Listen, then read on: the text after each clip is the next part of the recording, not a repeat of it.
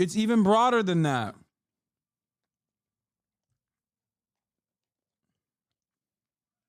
Kornacki here to break down our brand new NBC News poll on the president's first 50-plus days back in office. Always good to see you, Steve.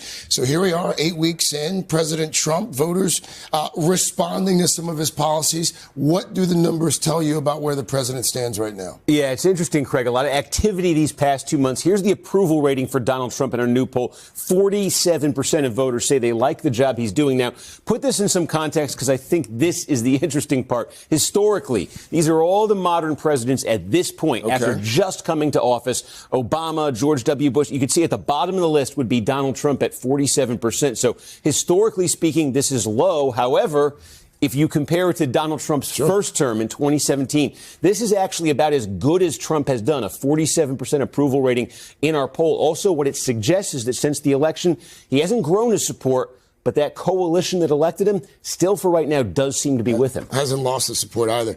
What do the numbers tell us, Steve, about what's working for the president and where he may be a little vulnerable? Yeah, what's keeping that coalition intact and maybe giving an opportunity to grow it? This would be number one. Border security, immigration, majority approval for Trump here, 55%. That goes beyond his base, who like how he's handled this. There's the big issue of the Department of Government Efficiency, Elon Musk, Doge, they call it. We ask folks, good idea, bad idea. Plurality say good idea. So those may be working in Trump's favor overall. This isn't.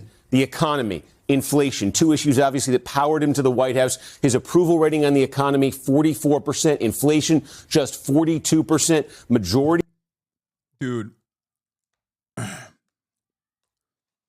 This to me shows that these guys are incapable of seeing what's in front of them too.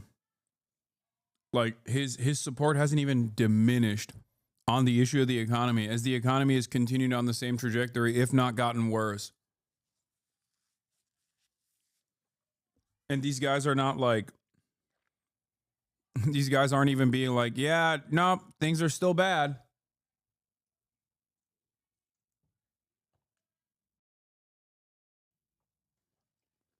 Disapproval on both. And I'll tell you, in his first term, the economy was his one strong suit in polling. And right now, these are some of his worst numbers. Economy, inflation, two very important issues to Americans. Have Democrats been able to capitalize at all on either one of these, the economy or the inflation? Yeah, so logic would tell you if something is going south for the president politically.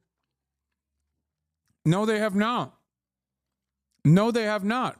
The part of the problem with what's going on with Trump's approval rates and how unshakable it seems is because there's no counterbalance against it.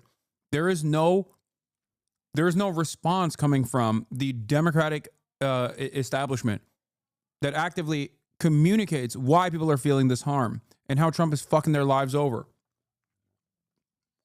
It's great.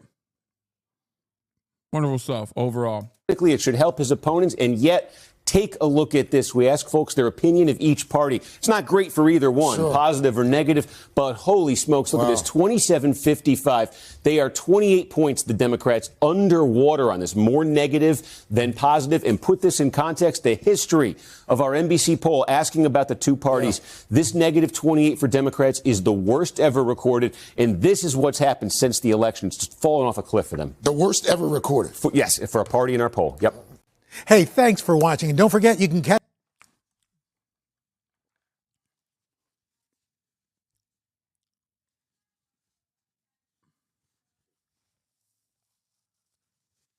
It is not surprising that the Democrats are this unpopular. It is, however, surprising that they did not even choose to change trajectory a little bit. Like they did not even fucking turn around and go, hey, maybe we should listen to you know what the left is saying about how much we suck dick. Nope. Time to be more do nothing Dems. They can't even be, bro, they can't even fake it anymore. Like at least during the first Trump administration, they faked it. They faked being angry in an effort to like fundraise and stuff. Now you can't even get him to fake it.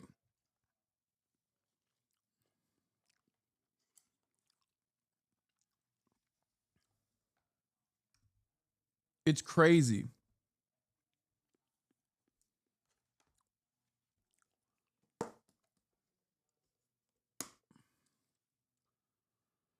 Oh.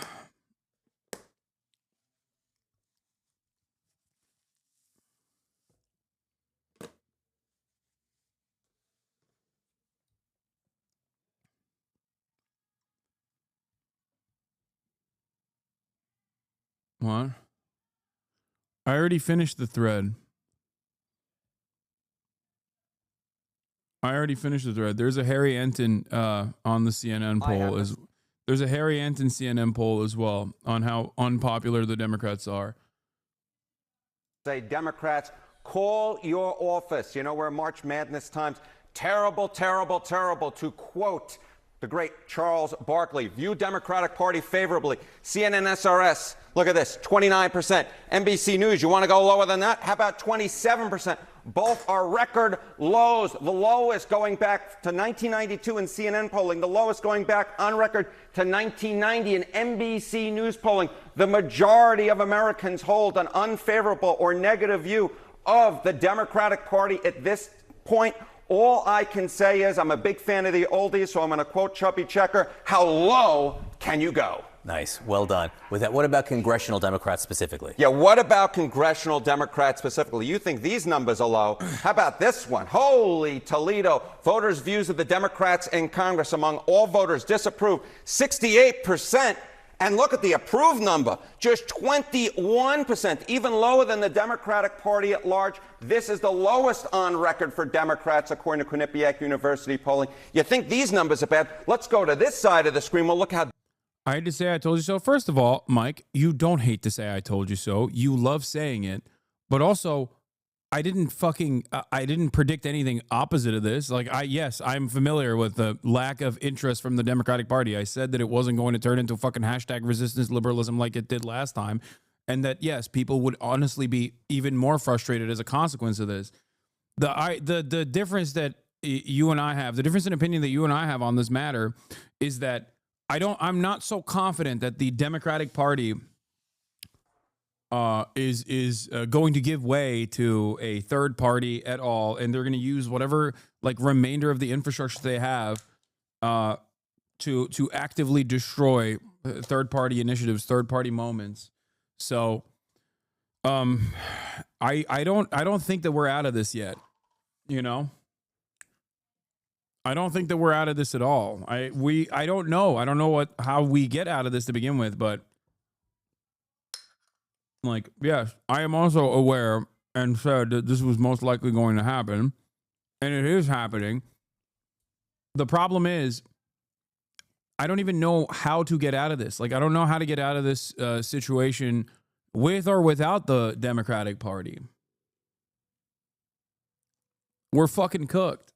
Like, decentralized movements are not always they're not going to be successful. That's one aspect of this conversation. We have, this is like the Democratic Party is weaker than it's ever been. I don't know. I don't know where we go from here. I don't think Bernie Sanders is going to launch a third party initiative. And without any sort of popular momentum from a well-established figure outside of the confines of the existing duopoly, that still gets like a warm reception from the pre-existing duopoly, like a Bernie Sanders figure who's entirely too old at this point. The Democrats third-party initiatives will be foolhardy and will go the way of the Green Party. In any case, I've been saying this over and over again. Like, the Democrats are slowly but surely refusing to listen to the wishes of the largest subgroup of voters at this point. Like, they're basically treating everyone now like they did during the campaign if you were like in any way, shape, or form anti-genocide, where they were like, la la la la, I don't want to hear you, you're fucking woke, shut the fuck up, right? That's how they campaigned during the campaign, and that's part of the reason why they fucking lost. Now they make it seem like these groups that are firmly within the Democratic Party's ecosystem, like these groups that the Democratic Party relies on and their own base of support, like, 65-year-old Debras and Barbaras who are actively saying, please fight back against the Trump administration. We're scared. What the fuck? They're calling them, pro-Palestinian advocates at this point. They're treating them in the same way that they did people who were like understandably angry that the Democrats wouldn't do anything. Like, they are actively shitting on their own base at this point, like the entirety of their base, not even the activist part of their base, not even like the progressive part of their base, not even the young part of their base, the entirety of it. Once you're yelling at like 55-year-old moms and 65-year-old grandmas for telling you like do something, anything against the Trump administration, you're done. You have no support. You have no base support whatsoever. You can't fucking treat every single person like they are climate justice sunrise movement protesters. You shouldn't treat them that way either, but the Democrats have gone far too long mistreating its own base of support, the most active part of their base, and all of these grassroots movements with so much ire, with so much disdain. And now they're doing that to liberal ass grandma, MSNBC voters, MSNBC watchers. It's crazy. They are fucking disgusting. Democratic voters feel, get this, the plurality of Democratic voters disapprove of Democrats in Congress at 49% and just 40. Yeah, they want a fighter. Democrats want a fighter. They've always wanted a fighter. Anyone that has told you on television they do not want a fighter, that the Dems actually don't want to fight. They want someone who will capitulate and find the reasonable middle ground is a fucking moron. Democratic voters have always wanted a fighter. There's no better living, breathing, microcosmic example of this than me going on the Pod Johns and basically saying the exact same things that I always say, but in front of an audience that seemingly had never heard this perspective before, where they were like, oh my God, I didn't fucking realize that there was like a different way possible. Like there was some different serious commentary, serious criticisms launched against Democrats that I agree with. They were shocked because they've been kept captive almost by MSNBC.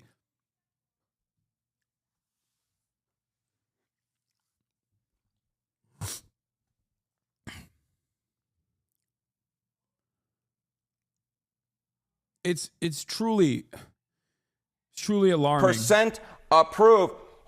Horrible. Oh my goodness gracious, you just can't get worse than these numbers. And this is the number right here really driving all of this. If Democratic voters have turned on Democrats in Congress and the Democratic Party, that's what puts the numbers at historic lows. I was one of those people who didn't know what was possible or what I was missing because no one on the liberal side ever talked about it.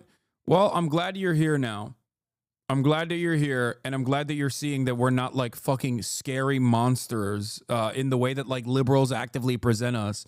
That's the other side of this.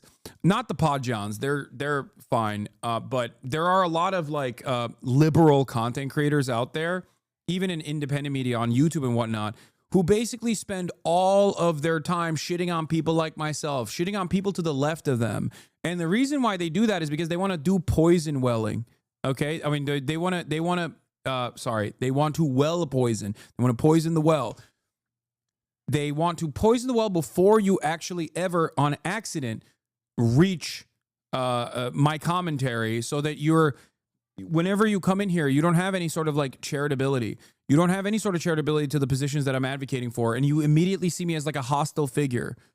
Yeah, well the poison the well. Yeah, I fucked it up. I really appreciate your viewpoint. I always thought some of their takes were weird and weren't as angry as I was at things, and I thought I was just wrong.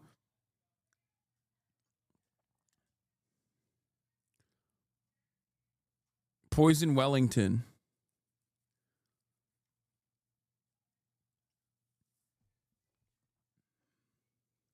Lows. What is it they want to be seeing, these voters? What is going on? I'll tell you what's going on. They don't like what's coming out of some of those Senate Democrats like Chuck Schumer, because take a look at the direction of the party. Democratic voters on Democrats in Congress doing too little to oppose Donald Trump. Look at this. 77% should stay principled, even if it means nothing gets done in Washington, D.C. 60. Like, this is virtually the entirety of the Democratic base of support, like the overwhelming majority, the super majority of the Democratic base of support, actively advocating for things that I've been saying and yelling about for fucking years. Get to work, Democrats, right? And the Dems are just going, la, la, la, la, la, la, la. I can't hear you. I can't hear you. Shut the fuck up. The level of disdain and the level of disgust that they have for their entire base, not just like select few parts of their base, but the entirety of their base is alarming. You work for us, you fucking animals. You work for us. We don't work for you. You work for us. That's why I get so angry at liberals who even come in here now and say, oh, aren't you worried about your decisions now? Kamala would never do this. It's like, dude, you are such a fucking moron. Democracy is not about team sports. You got to vote for one team over the other because the one team is going to be marginally better than the other. That's not how democracy is supposed to work. Democracy is about extracting concessions from your elected representatives. Okay? It's not team sports. What the fuck is wrong with you? The notion that like it's not, they didn't lose on their own merits or lack thereof, and it was actually because the voters failed the party, not the party failed the voters, is so insanely backwards. It's so twisted. It's so fucked up. And these are supposed to be the educated voters who are, who at least statistically have like a college education. They read the newspaper, right? They don't believe in fake news. Like, these are the liberals. And they have, they've destroyed their brain over and over. They're smoothing out their brain by watching too much MSNBC. Holy fuck. 65%. And this 65% is such a difference from where we were in 2017 at this point, when just 33% of Democrats say they should stay principled, compared to 59% who said they want to compromise. Democrats do not want compromise at this point. They want a fighter. They want to go into the ring like Muhammad Ali did against Sonny Liston. They want to take down the Republicans. They do not want this compromise anymore. They want to be more like Republicans, can get up to that stage and fight. And right now they feel like their leaders in Congress are simply put not doing so. And that is why their approval rating for congressional Democrats is at an all-time low, even among Democrats with more disapproving than approving. Yeah, it seems that these Senate Democrats, some of them are banking on the idea that there is still a political middle, as it were. We will see. We will see. We will see if there's a political middle, but at this point, count me skeptical that that is at least what the Democratic base wants at this point. It's going to be very interesting, John, to see moving forward whether or not there are any repercussions come 2026, because I bet there may be some coming. Harry M., thank you. Thank you, my friend. Sarah? I feel like the most shocking part of that was how you dipped down and you were able to get back up without hearing any creaking or cracking. Nice to. Yeah, here. Also, this is the other side of the story. Here, I'm going to give you that too. This is a another example of this, hugging the middle, moderation, and hugging, kissing right-wing fascists. It doesn't work. Gavin Newsom wants to be president, okay? So what did he do? He set up a podcast. He heard that, like, you know, podcasts are so important for winning elections. Guess what, dude? Here's new data on the reaction to Gavin Newsom's new podcast. Favorability amongst liberals has declined from 40% to 30%. While some Republicans agree with the stances, they overwhelmingly viewed him as insincere, calling him fake and pandering. His net favorability went from +4 to a -6 to a 10-point swing in the wrong direction. Only 13% of voters had an improved perception of him, and only 1 in 5 said the podcast made them want to tune in for more. It doesn't even work in the sphere of podcasting. And Democrats are so one note on this, like, let's hug and kiss the middle. Let's find this, like, reasonable moderate between fucking Steve Bannon and Gavin Newsom that they even fail at podcasting.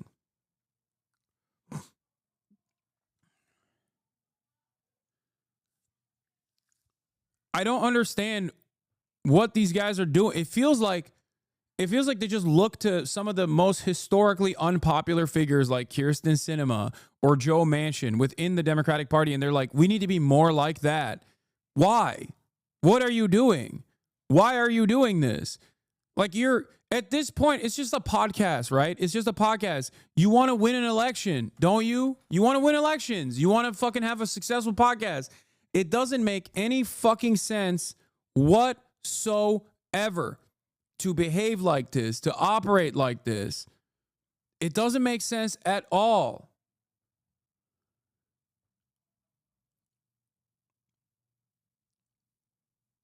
Jesus Christ.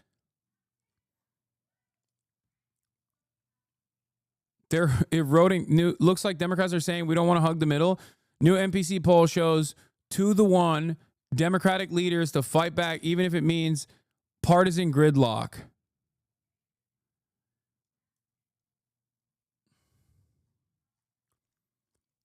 It is funny to me, though. Like, they are at the very least honest, it seems. They are at the very least honest. Like, the Democrats seemingly are intellectually and morally consistent on this, where they're like, yeah, even if my podcast fucking fails, I still don't care. I'm still going to abide by this, like, weird... These images. I'm still going to abide by this weird-ass... this weird-ass attitude that there is some semblance of, like if I were to advocate for the moderate middle, like, then magically someday people will come to terms with what I'm doing. Are one of the reasons that Donald Trump's approval rating is tied with his highest approval rating ever.